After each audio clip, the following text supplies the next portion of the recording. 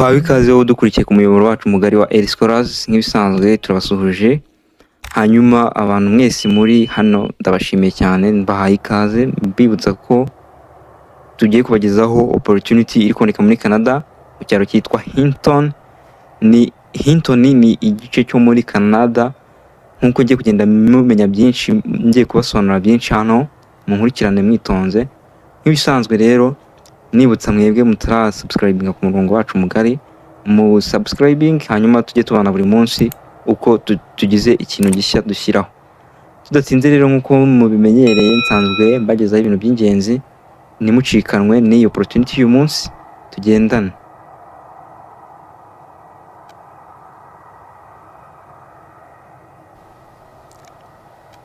Nkuko nari ndi kubabwira rero, Government of Canada cyangwa se guverinoma di Canada, hano niho hari izo job opportunities nari ndi kubabwira. Nkuko ngiye kugenda mbibanyuriramo nkabaha amakuru yose akenewe kugira ngo mube mwakuriye application. Hano ni kuri Job Bank, aho yari website ikunda gushakirwaho jobs opportunities zitandukanye ku bantu bari muri Canada ndetse n'abantu bari outside, bitewe n'ahantu herereye bishobora kugufasha kubona job opportunity ya hano. Okay, tugiye kugendana rero. Hano tumara kugendana, uraza ikintu ukora, ugiye gukreya account hano kuri search, hanyuma ugakreya account.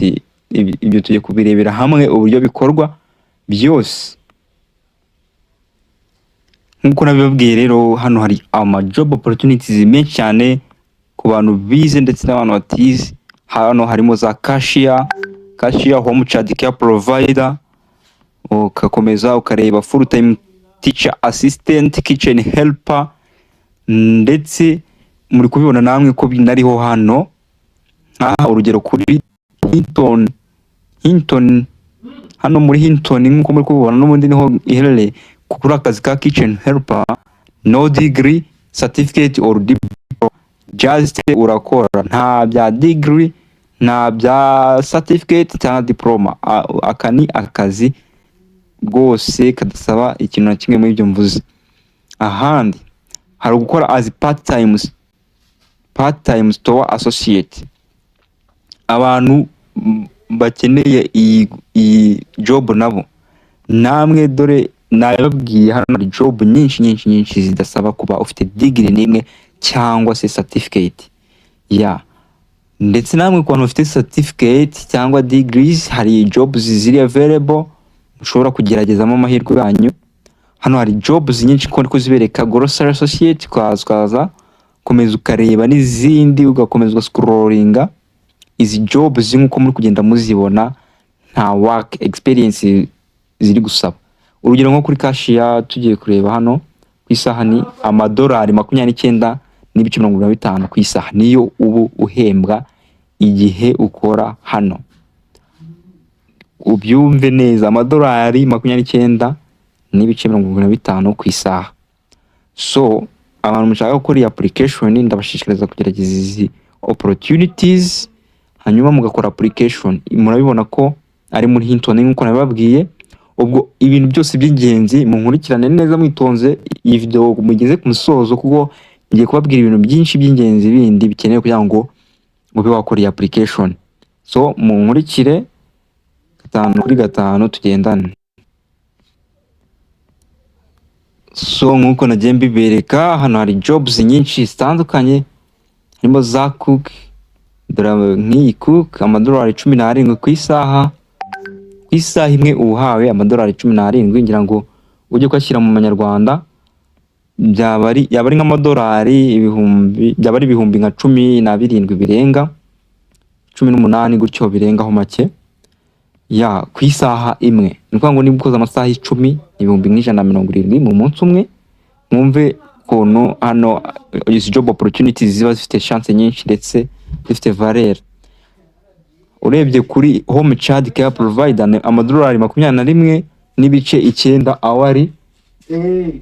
awari. Nuko nagiye mbibabwira, izi opportunities zose muri kugenda mubona, ntago inyinshi zose nta degree na certificate. Icyo usabwa wowe ni ugukora application yawe kandi neza. dore izi zose ni position zigiye zihari nk'uko ndi kugenda mbibereka. Ariko noneho n'ikindi ngiye kubereka ukuntu wakora application yawe neza, hanyuma bikakongerera chance yo kuba selected ukaba wahabwa aka kazi. So no mpamvu ndi kubasaba gukomeza mukareba iyi video kugeza irangiye, mudacikwa na step n'imwe ukaba utamenya ngo ibi bintu bimeze gute. Tugendane. Utu tuzu twose nk'uko nabibabwiye ni muri Hinton, ibarizwa muri Canada, niho izi jobs ziri available. So let's go together. Ikindi nibutsa wowe mushya ku rubuga rwacu, cyangwa se wowe utubonye bwa mbere, ko wakora subscribe kugira ngo utazacikanwa na opportunity nyinshi zitandukanye tubagezaho. Tugiye kureba hamwe uko wakora application. Yenda urugero tuvuge tugiye kuri kitchen helper, dushaka gukora application yacu ya nk'uko bisabwa. Turaza hano tujye gukora account, tujye kuri job seekers. Umuntu ushaka akazi ugiye gukora account ujya kuri job seekers. Iyo ugeze kuri job seekers uraza hano wintaringemo email yawe, umurike mwitonze, tugiye kubigendanamo mbikore namwe mubireba step by step. Yes, ndaza hano, then wintaringemo email. Yes, urintaringamo email yawe hano nk'uko email yawe yandike neza cyane nk'uko bisabwa, arbaz@gmail.com. Numara kwitaringamo email yawe, ikintu uhita ukora ni ugukora kuri next. Tumara kwitaringamo email yawe urakora kuri next. Yes, wait a bit. Ni ukuvuga ngo email yawe ugomba gucekinga ko nta kosa na rimwe ririmo. Ni ukuvuga email niba basanzemo ikosa barakubwira ko ari invalid, then checking why email yawe iri kuba invalid. Kaducekinge hanyuma then twongere twitaringemo email yacu, then noneho tuyohereze turebe icyo bigiye gutanga. Yes, numara gucekinga ko email yawe yanditse neza, urahita uza uklike kuri sign up now. Sign up now. Numara guklika kuri sign up now, hano haraba hari account ebyiri zitandukanye. Hari account ya plus account, iyi ngiyi isaba kwishyura kugira ngo ube uyifite, ariko hari na account ya standard. Ni ukuvuga ngo iyi iri standard niyo twebwe tugiye gucreatinga. Tugiye creatinga account iri standard. Turaza uklike kuri sign up hano kuri standard account. Numara kanda kuri sign up, uraza niba ushaka gusoma terms of use uraza uzisome, eligibility uzisome hano witonze. Numara gusoma izi eligibility ndetse n'ibintu byose na details, hanyuma usome buri kimwe. Numara kubisoma, ikintu uhita ukora ni ukuza ukajya kuri I agree ukayiacceptinga. Wamara gukora kuri I agree ugategerezaho gato, then hakaza account yacu tukayicreatinga neza kugira ngo hatagira ikintu na kimwe kigira gute kiducika. Account yawe waza uyintaringemo hano, uyintaringemo ngiyi hano,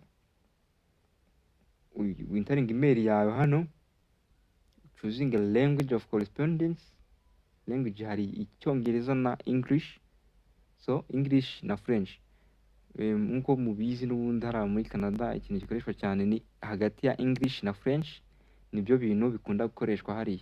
Hano hanyuma tugiye gucreate password yacu, creating password yacu twizeye yuko ifite iri secured. Password yacu ukuntu igomba kuba imeze ni gute? Igomba kuba ifite nibura character 8 mu burebure, ifite inyuguti imwe nkuru, imwe ntoya, n'umubare umwe nibura, harimo na special character, urugero nka base. Iyo niyo password yemewe hano, nibwo turayikora, kandi igomba kuba isa hano hambere na ha kabiri ikemerwa. Tugendane, ngiye creating password hano. Muragenda mubibona uko ngenda mbikora, haragenda hajyamo akavi kuri buri nuza dukoze. Ubu na hano hirya turayicreatinga, uko bigenda bimatchinga haragenda hajyaho v, hagenda hajyaho v. okay? Muri kubibona hose password yacu iremewe, iri confirmed. Numara kubona password yawe iri confirmed, ikintu tukora ni ukuza ukanda kuri continue. Numara gukora kuri continue, hakaza indi step ikurikiraho. Hanyuma step tugezeho ni ugushyiramo confirmation code twakiriye kuri email yacu. Confirmation code tugiye kuyicekinga kuri email yacu, hanyuma tuze tuyishyiremo hano. Yes, tukigera muri email yacu muri kubona yuko confirmation code yacu yahageze ngi hano from non-reply job bank. Ukaza ukayifata ngi hano, ukayikopiya, ugakora copy ya registration ya confirmation code yacu nkuko muri kubibona. Hanyuma tugiye kugenda tuyipestinge aho bisabwa. Yes, we are back to where we need our confirmation code. Then confirmation code yacu tukayentaringamo hano. Twamara kuyishyiramo, ikintu dukora ni ugukora kuri continue. Munkurikire neza, tugendane. Ahantu biri kugenda bigaragara ko twamaze kwasoza, haraza mu ibara ry'icyatsi hariho akavi. Ubwo confirmation yacu nayo turayisoje. Hanyuma tugeze kuri security questions. Izi security questions ni questions usettinga bitewe n'ibyo utakwibagirwa vuba. Nuza hano bwa mbere, question number 1, uraza ucuzinga hano ikibazo kikorohera kuba wakwibuka vuba, uyihitemo. Ni ukuvuga ngo nyuma yo gusubiza ibibazo byose nk'uko bisabwa ukagenda ubisubiza neza, uhita ukurikizaho ikintu cyo gukora login muri account yawe wa creatinze. Then ukaza ukinteringamo email yawe hano nk'uko wakereye account ukoresheje email yawe.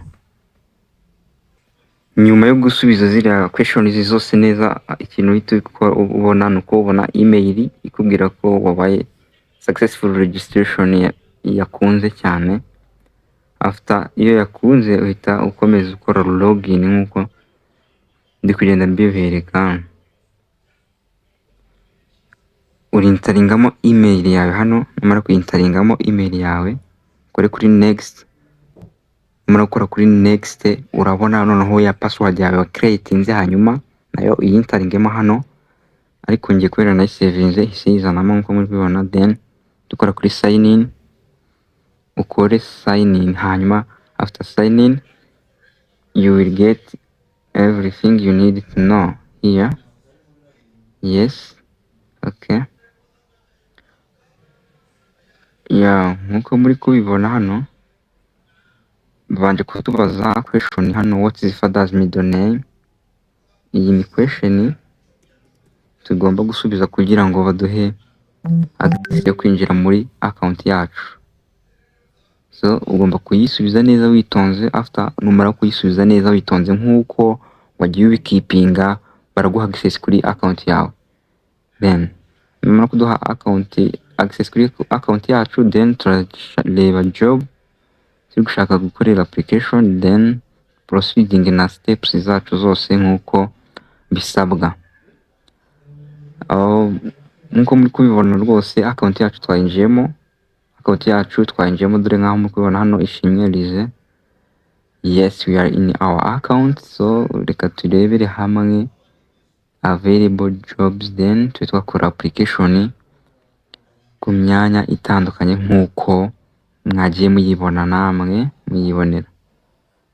Yes, as you see, turi muri account yacu imyanya iri available ni myinshi cyane itandukanye. Kureba iri for international candidate, kuvuga ku bantu bari outside ya Canada, urazwa click hano. Then hakaza ama positions ari most ku bantu bari international, bari located out ya Canada. Ukaza ukareba from guhereye nko ya nail care technician, ukareba ukaza front desk agent, food service supervisor. Izi zose ni ziri available ku bantu bari international. So tugiye kureba imwe tuyichoosing, hanyuma tuyikorere application. Then mwe mwamenya ngo ibintu biba bimeze gute kugira ngo ube wabimenya neza. Urugero turi gufata nk'iya bookkeeping clerk, iyi uba ufata salary ya $25 per hour. So mureke turebere hamwe uko ibyayo byifashe. Urayikirikaho uyifungure, nyamara kuyifungura uraza kureba ibintu bigenda bisabwa bitandukanye kuri yo, and then ku muntu ushaka gukora iyi application araza amanuka hano hasi ujye kuri show how to apply, hanyuma ukore kuri show how to apply. Numara gukora kuri show how to apply urabona isobanuro. Kuvuga ngo bwa mbere hari gukora application by email hiya, ugakirika kuri email yabo, then ukacuzinga email yawe. Wamara gucuzinga email yawe akaba ariyo wifashisha wohereza application. Ahubwo wohereza ibiki, nibyo bintu turi kureba. Wohereza iki ku email?